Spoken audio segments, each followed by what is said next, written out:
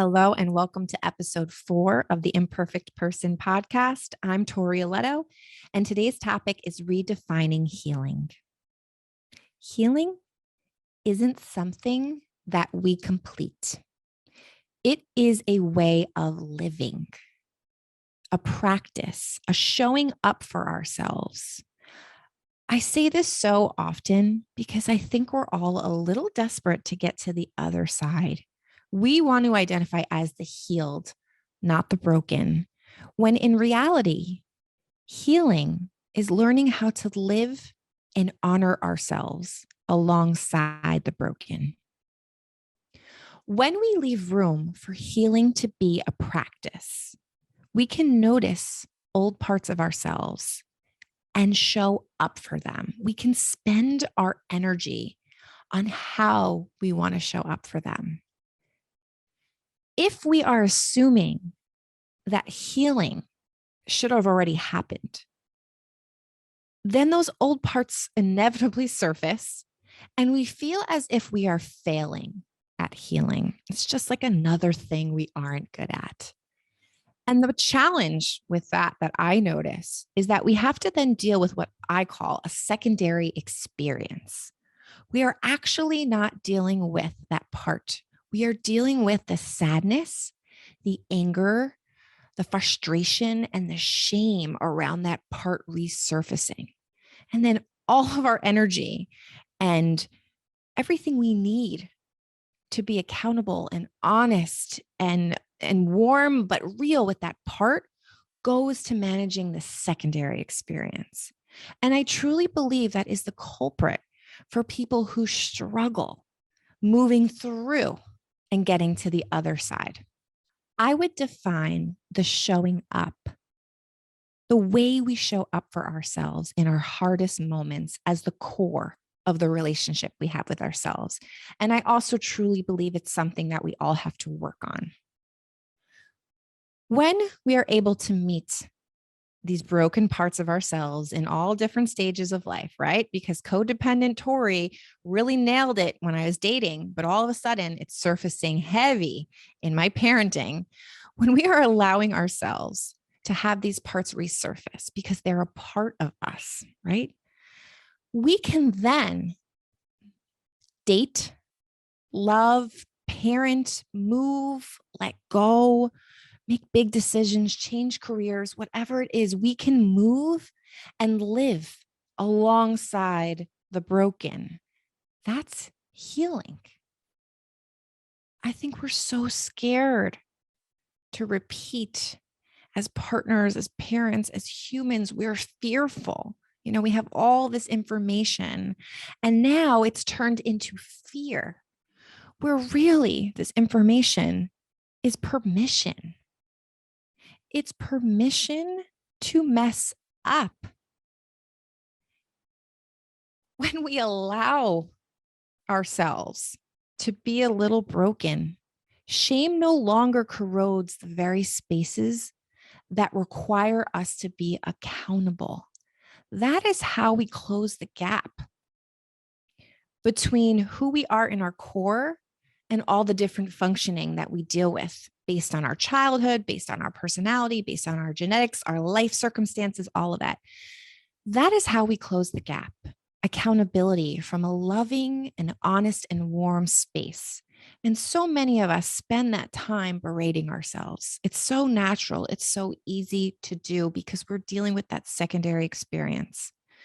So when we give ourselves permission, we're waiting for that part to surface. We're like, what's up, baby? Where are you? Because I'm ready for you, Like I said before, I'm a recovering codependent. And, I give myself credit. I have come a long way. I've been in this healing relationship with myself for many, many years now. But that doesn't mean that these parts of me are ever going away. It just means that I am fully responsible for these parts. I notice them, I soothe them, I validate them, I pause when I experience the sensations of them in my body. I am responsible for them. It's empowering for me to view it that way because it feels real. It's real life. It's allowing me to continue to heal alongside being messy and broken. When I get triggered now, I notice. I notice the part of me that feels unseen. Oh, yeah, that makes sense. I get it. I validate it. I remind myself, oh, this is my codependence showing. I get it. It's a very loving accountability. And when I do that, those parts of me, the things that trigger me, all of that stuff, it no longer dictates. It no longer dictates my behavior or my responses or the way that I live. And in my humble opinion, that's healing. That's real healing. That is the work that I do with clients all the time. And when I think about it, that's the parent I want my kids to see. I don't want them to get a perfectly empathetic response every single time. I want them to see me flustered. I want them to see me yell and repair. I want them to see a real human because they are real humans. And I want them to have an honest, authentic experience. They don't need me to be a therapist. They want me to be a human. And a human that is accountable and honest and cares about their pain and is always working towards living my values. That's what I want them to see. That's the partner I want my husband to have. That's the therapist that I want to be and the person I even want to be on this podcast. You know, I think about this all the time. I get the most beautiful messages on Instagram that truly are my lifeline on there. And I'm honored. I'm so deeply honored and humbled by them. But what I want you to know about anyone that you admire is that often we admire people because we can sense that what they're doing is something that we want to cultivate within. So it's so much less about me, about anyone else, about someone on Instagram or an author or a therapist or whoever.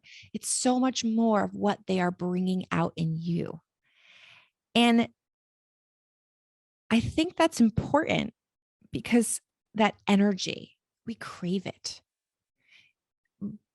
But when we see it in others, it's super messy, it's super imperfect, it's broken. I'm going to always give you examples of my funkiness. I'm going to have my husband on to be really real because I want you to know that the relationship that I have within is the work that I do. And I'm not perfectly healed and I never will be. And I think the idea that I know that really sets me up for having a healthy relationship with myself.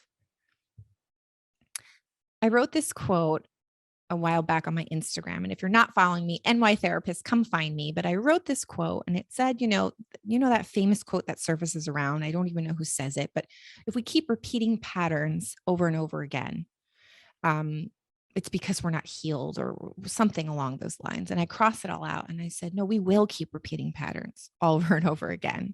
That's what healing looks like. We were wounded in patterns. We were wounded numerous times in the same way. We really rehearsed our old protective functioning back when we were children, back when we were in school. We really rehearsed these different parts of ourselves. And now, as we're unlearning and we're undoing and we're trying to do things a little different, we are going to continually repeat. Now, that doesn't mean that we're not accountable or honest. It means that we expect it.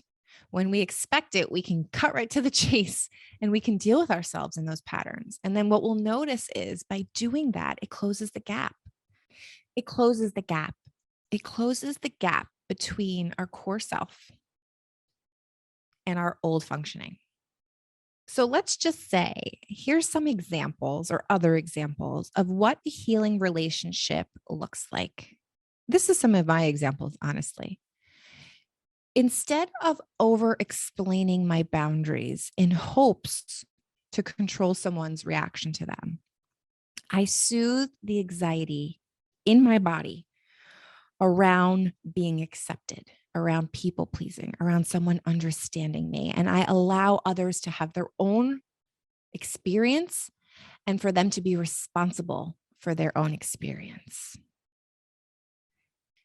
Instead of hoping to not feel triggered at a family gathering, let's say by Aunt Joe, I expect to be triggered by a gathering by Aunt Joe. And when I expect it, I label the physical sensations around my trigger as me noticing her unhealed parts.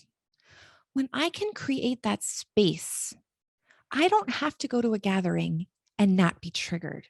I have to go to a gathering and be responsible for my body and my nervous system, but also how I identify it. Because likely, unless Aunt Joe has done some hardcore work on herself, she's triggering me. So, and I want to be at that family gathering, right? That's the choice that I made. So, how do I cope with that? I take deep breaths and I almost respect the response my body's having to someone that's crossing a boundary, to someone that's got their own unhealed stuff coming at me. And lastly, another example, instead of beating ourselves up for not noticing, let's say, some red flags while we're dating, I actually stop and pause and pay attention to my functioning around someone's red flags when I'm dating. That's a very different thing. It's not about that person was rude to the waiter. It's that person was rude to the waiter.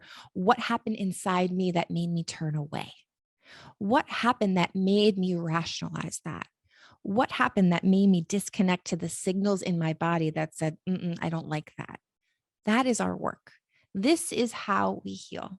It's the foundation and the relationship that we create within. I hope this resonates. I'd love to hear comments and thoughts and anything you want to share with me on this. I'm also super excited to let you know two things. One, my current webinar, Choosing You, is on demand right now. There's a link here in this bio, if that's what we call it on podcasts. And shortly, all of my webinars that I've ever done, I think I have about 7 or 8, will be available on demand. I've done dating ones, parenting ones, self-regulation ones, and they will all be available soon. So check them out. I'm grateful for you being here. And I will see you over at Instagram and my therapist. Thanks, guys.